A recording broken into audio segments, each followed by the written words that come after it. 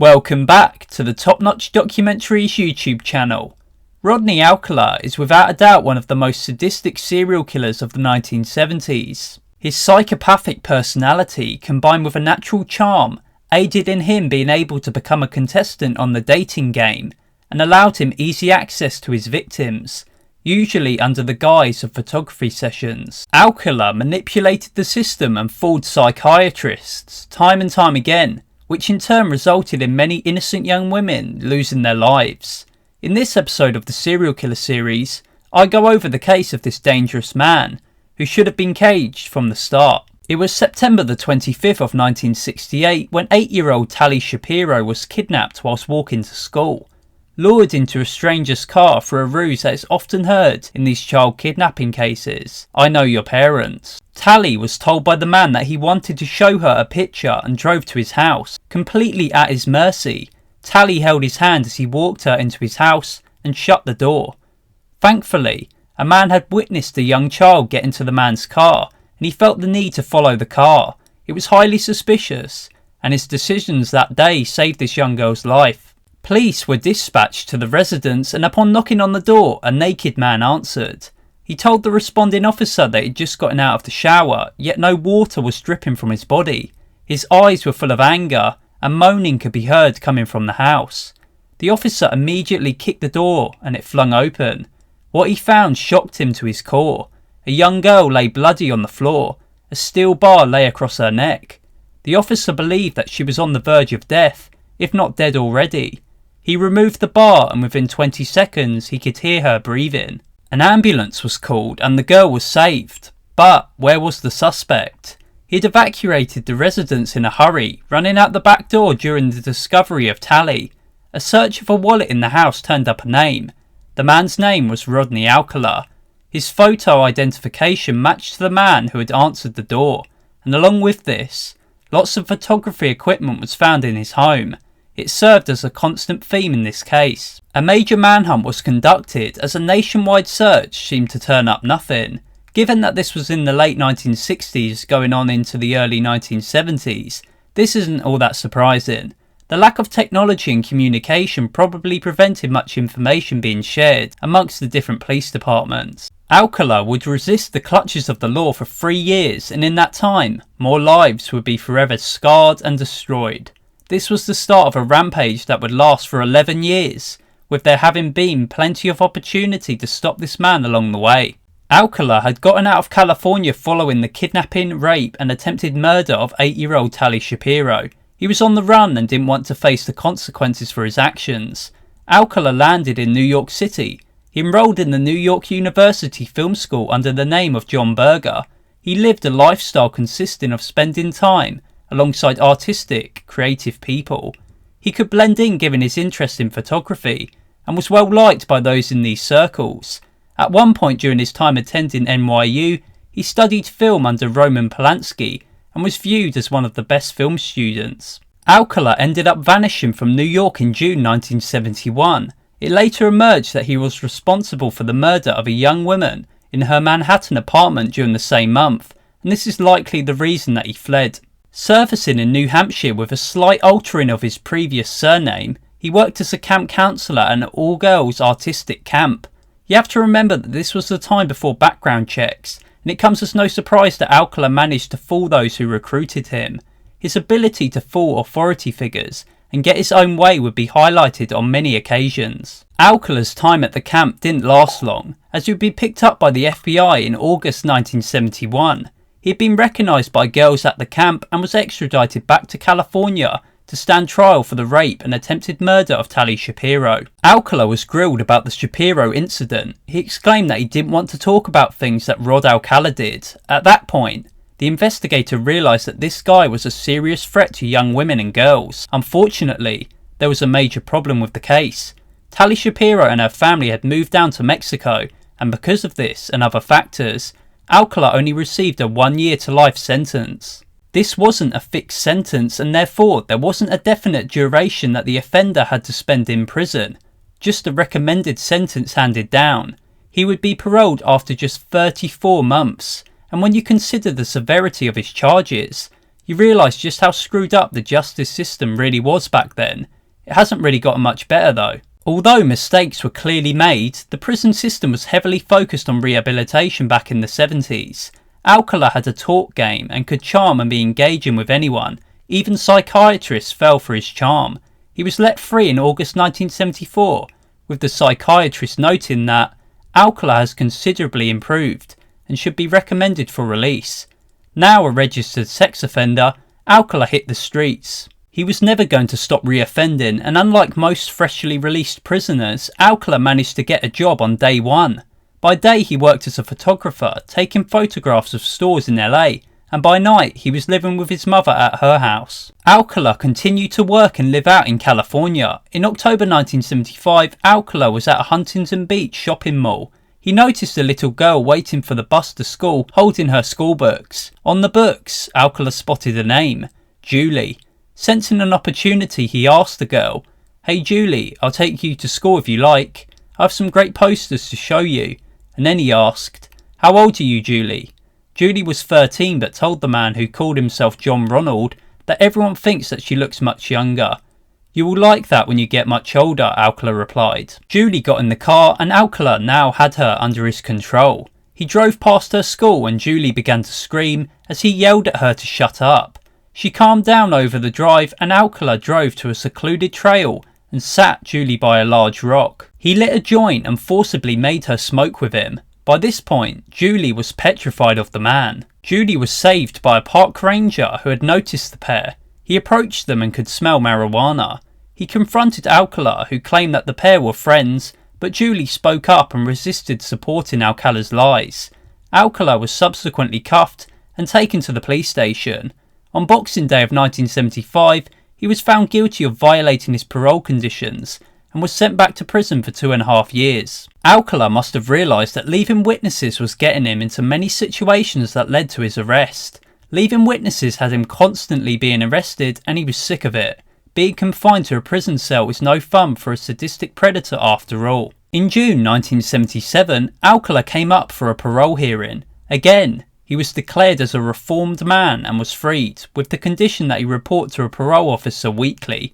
Again, he would continue his pattern of offending, ruining lives and leaving traces of his savageness wherever he went. Flying back to New York, Alcala was back in Manhattan. On July the 13th of 1977, Ellen Jane Hover was last seen chatting to a tall, thin man with a ponytail.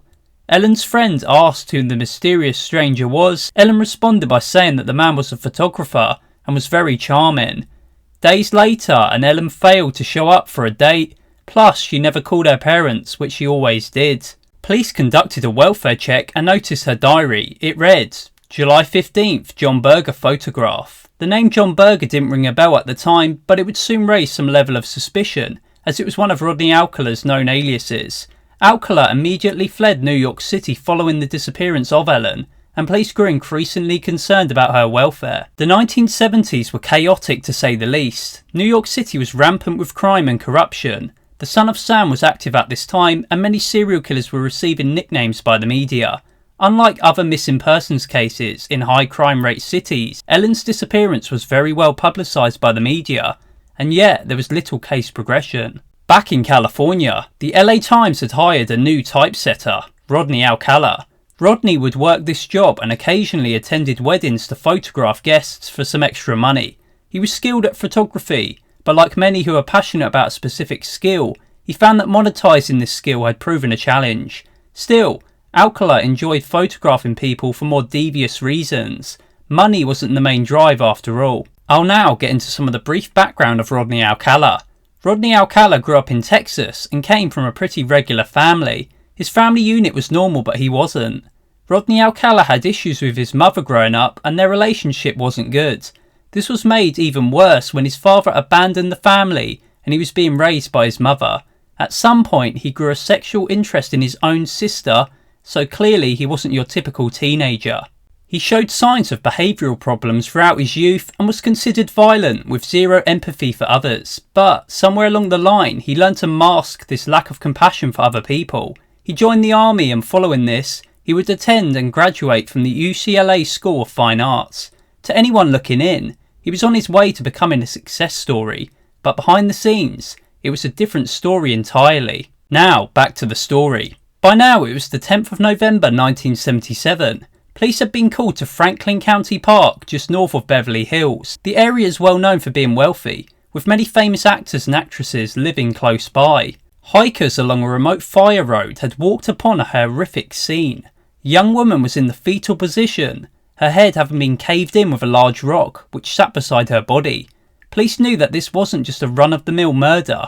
The scene had been staged, and had been set up to shock the unlucky person who was due to stumble upon the scene.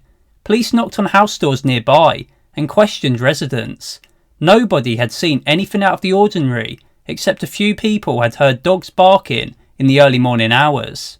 There was little to go on, as there was no victim ID or personal items at the scene. An autopsy of the young woman would reveal her name though, Jill Barkham. Jill volunteered at a hospital and wanted to work as a nurse. Like many young people, Jill had arrived in California with some friends, opting to stay there when her friends returned to New York.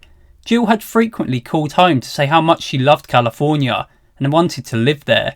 Sadly, Jill was unaware that California held one of the most sadistic killers imaginable, and that she would one day become another one of his victims. The autopsy findings would uncover a cause of death. The killer had strangled Jill into an unconscious state before letting her regain consciousness, all the while sexually assaulting her.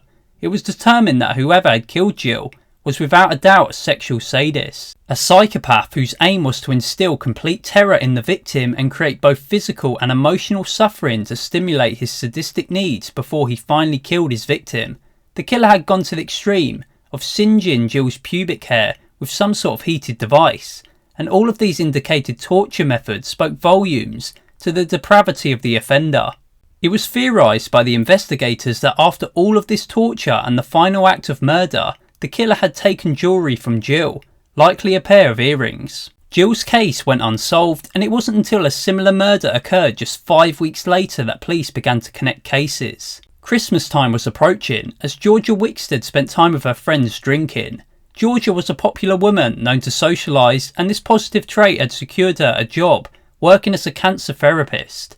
She was an all-around good person, and nobody could have expected what her fate would soon be. Georgia had failed to turn up to work, and this was very uncharacteristic of her. Georgia helped many cancer patients, and it was unlike her to at least not call up to report an absence. Police did a house check on Georgia and located a gruesome scene. Blood was everywhere, in the bathroom and on the sink. Georgia's body lay surrounded by blood in her bedroom. Close by lay a blue hammer, Georgia having previously told friends that she'd use it if need be. The murderer had used it to forcibly rape her during the assault. Once again, the killer had asphyxiated his victim whilst he sexually assaulted her, inflicting the highest amount of pain and suffering upon the defenceless woman. In a cruel twist of fate, he had then beaten Georgia to death with her own hammer. Investigators learned that some jewellery from a jewellery box in Georgia's bedroom had gone missing. Had the killer taken it as a trophy? It sure seemed like he had. The murder of Georgia Wicksted seemed to lead nowhere, but elsewhere case breakthroughs appeared to be on the horizon. The FBI had contacted the LAPD about the current 1977 missing persons case of Ellen Hover. At this time, she had not been found. The FBI knew that Rodney Alcala had a false alias, John Berger, and this connected him to the diary in her Manhattan apartment. Alcala was questioned about the case and admitted to investigators that he was friends with Ellen, even leaving her at the doorsteps of her apartment on the day that she was last seen. Despite this stunning revelation, and him refusing to do a polygraph test, there was no physical evidence tying him to any crime, and he was let go. A new year arrived, and the summer of 1978 would prove to be a tragic summer in California. Charlotte Lamb, a legal secretary who lived in Santa Monica, was reported as not having called her family on her birthday. A police check at her apartment produced little sign as to where Charlotte was. Just days following her last reported sighting, her body would be found in the basement of an apartment building 15 miles from her apartment. Charlotte had been asphyxiated in the same manner as the previous two women. Her shoe lay next to her posed body and the strap had been used as a ligature. Her earrings were missing and she had been seen wearing these at a club on the night that she was last seen. Like with the other two California cases, Charlotte Lamb's case went cold. One lead that circulated mentioned the strange man taking photographs in the area at the time. but the case wouldn't be connected for a while. The case would be connected to the Hillside Strangler case, but upon the arrest of the offenders in that case, they denied all involvement in this case and the other two. And based on the killer's MO, it would seem like the killer was still in society, active and relishing his offences. California was just as crazy as New York at this time, with serial killers cropping up all over the state, and famous ones like Ted Bundy would even admit having murdered one young woman in the state around this time. It was a dangerous time to be a young woman in California during the 1970s. And just a side note, on the same day of Charlotte Lamb's murder, police found the body of Ellen Hover buried on the grounds of the Rockefeller Estate in Westchester County, New York. Her body was in a skeletal state. It would later be revealed that Alcala enjoyed watching the sunset from the cliffs above the Hudson River. It is thought that he had taken Ellen there as her bra and underwear were at the scene. Chillingly, a woman later revealed that Alcala had taken photographs of her near to Ellen's body disposal site. One of the most notable moments that many remember Alcala for comes from the month of September following the murder of Georgia Lamb. Alcala appeared on the popular US show The Dating Game. Looking back, there's some hints to his hidden, darker side. On asked about his favourite time, he responds with, "The best time is at night time." Why do you say that? Because that's the only time there is. What's wrong with morning or afternoons? Well, they're okay, but nighttime is when it really gets good. Alcala's charming personality really had the woman falling for him, and he was picked as the man whom she was to go on a date with. In reports that surfaced later on, the woman had a change of plan. She described Alcala as creepy, and the date never went ahead. Alcala entered the year 1979 with the same mindset as he'd had for many years. He was never going to be done with murder. In February, he'd pick up a 15-year-old girl under the guise of taking photographs of her. The girl was impressed with his seeming legitimacy as he had the photography equipment piled into his car. He gave the girl his real name and took her to his place, and she stayed the night. The next morning, Alcala took her up into the hills and she posed for nude photographs. Suddenly, Alcala hit her in the head with a tree branch and the girl hit the ground. Alcala proceeded to sexually assault her, following his previous patterns. The girl would be awoken by the sounds of Alcala crying next to her. She managed to feed him some sympathy, and as a result, he drove her to a local gas station where she alerted people that she'd just been kidnapped and nearly murdered.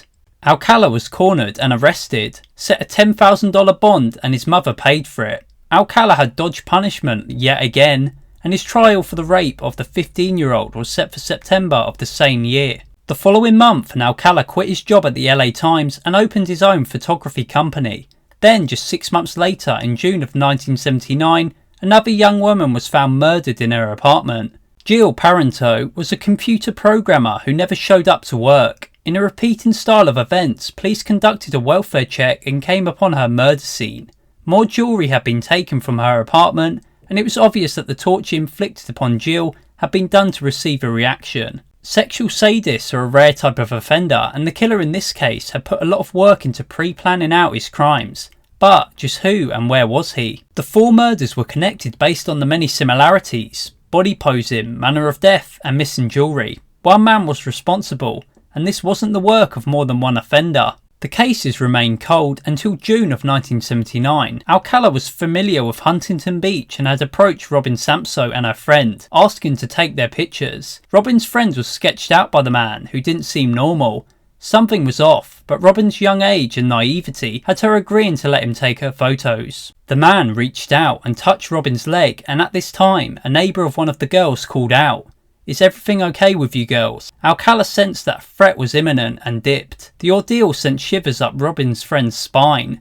The guy was tall and creepy. Robin was volunteering at a nearby ballet studio and needed to be there for 4 p.m. Her friend gave her a bicycle and Robin rode off, never to be heard from again.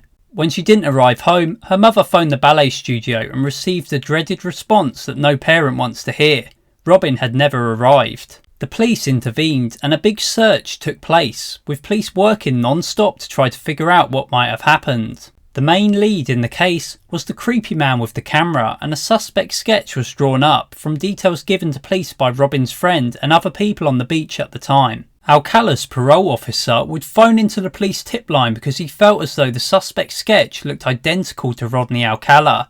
As information flooded into the tip line, Robin's skeletal remains would be found in the hills of Sierra Madre. This was just 9 days following her disappearance. It was determined that she was missing 2 small earrings, and this detail would help to connect the murders of 4 women to her case. Alcala became the prime suspect given the sketch and the fact that his mother lived near to the body dump site.